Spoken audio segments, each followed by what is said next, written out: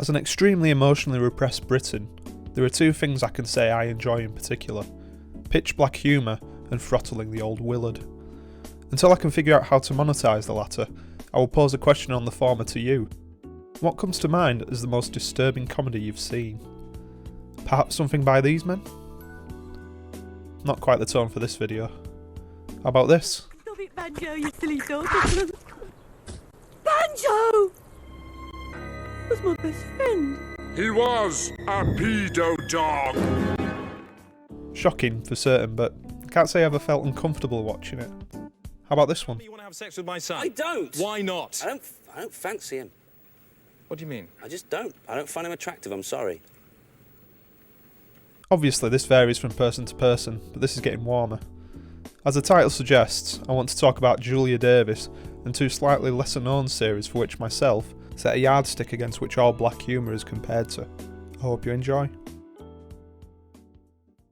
Davis is probably best known for creating and starring as sociopathic beautician Jill in Nighty Night, as well as her many supporting appearances in various comedies created by the likes of Chris Morris and Steve Coogan.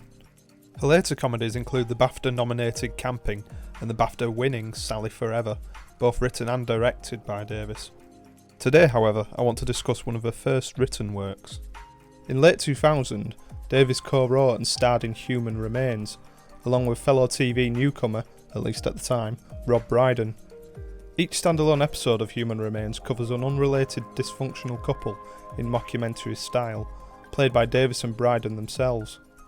As each episode unfolds, more and more disturbing details, whether about the past, the beliefs, even the sex lives, are drip-fed to the viewer through interviews and interactions between the couple, soon piecing together into an often grotesque portrait. They were not looking after that dog properly. I know dogs.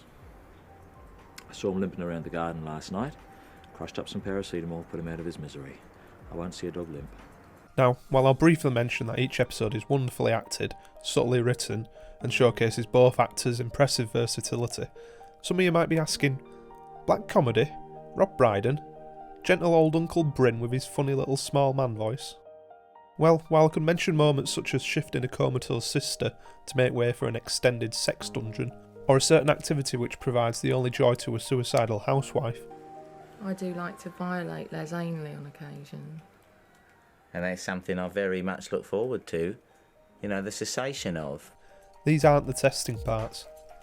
For myself, Human Remains is difficult to watch in places due to the stark emotional abuse prevalent in some of the episodes. The first episode in particular shows Davis heaping contempt onto her spineless husband, all the while obsessing over a deceased ex and feigning an imaginary, debilitating condition to keep Brydon at her beck and call. It's not something. It's vaginismus. Penile accommodation is absolutely impossible. Even a small penis feels like an aubergine. This, along with a constant infantilising of Brydon, almost makes you feel pity for him as he merrily hopped on his bouncy castle alone, while Davis attempts to seduce his birthday party clown. If episode 1 left you with an uncomfortable feeling, oh boy, episode 3 is a treat. The roles are reversed in a sense, with Brydon playing a yobbish, controlling groom and father-to-be. Aside from being completely outside Brydon's usual characterisation. Fleetwood No, you stupid! It's a game, it's a simple game! What makes it truly horrible in places is that Davis's character is, well, a few stellars short of a six-pack, to say the least. From my thumb, 9.5 weeks. Like yogurt. Her childlike mannerisms make Brydon's aggressive coercion excruciating to watch, with it culminating in probably the most disturbing scene in a comedy I've ever seen. Go watch it, I can't do it justice here. Oh, and side note, according to the DVD commentary, the scene was entirely improvised and... Right, Yeah, isn't it? And I think YouTube- it got a bit out of hand, and I'm sure we. So I can't remember what. Yeah, but that's not in it, is it? In No. the finished thing, it stops before it goes to sort of... Yeah, it was originally worse. Jesus wept. Oof, need a bit of a palate cleanser after that one. Hang on a second. Get the ambulance! We haven't got an ambulance! That's better. On to the second show. Just under a decade later after Human Remains, Davis co-created Lizzie and Sarah with Jessica Hines, best known from Spaced and The Royal Family.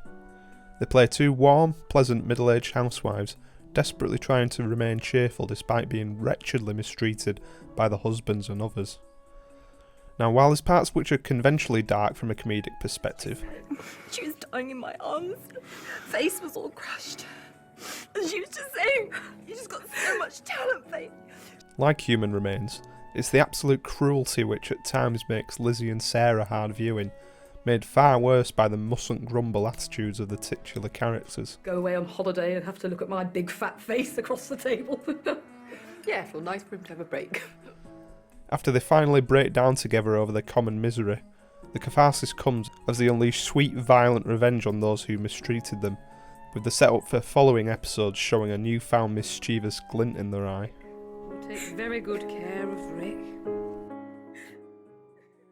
While being unrelentingly dark, the first episode still manages to be very funny in places, with moments of middle-class sensibility and silliness juxtaposing well against the bleak tone overall. You'd love to see what happens next, right? Well, so would I. Unfortunately, this was merely a pilot episode, and the BBC, in its infinite wisdom and despite its best promotional efforts, decided not to commission a full series. Given the extremely high bar for comedy it was setting at the time, and does so to this day, one could potentially understand the BBC's decision not to pursue, although the slightly more irrational of you may come to my own conclusion, in that they're all cunts. If I was to offer a small olive branch, the pilot did show its cards for the series a little bit, highlighting the benefits of the standalone format of Human Remains, although Davis herself contends this was not considered an issue.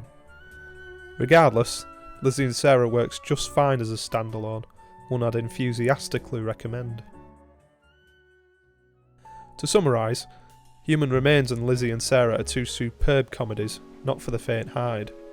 As a masochist, however, I greatly enjoy these occasionally horrifying moments of comedy, and believe that Davis is completely unparalleled at creating them. To this extremely emotionally repressed Britain, that makes her one of the leading masters of black comedy. Thanks for watching, and more justified Daily Motion rimming to follow.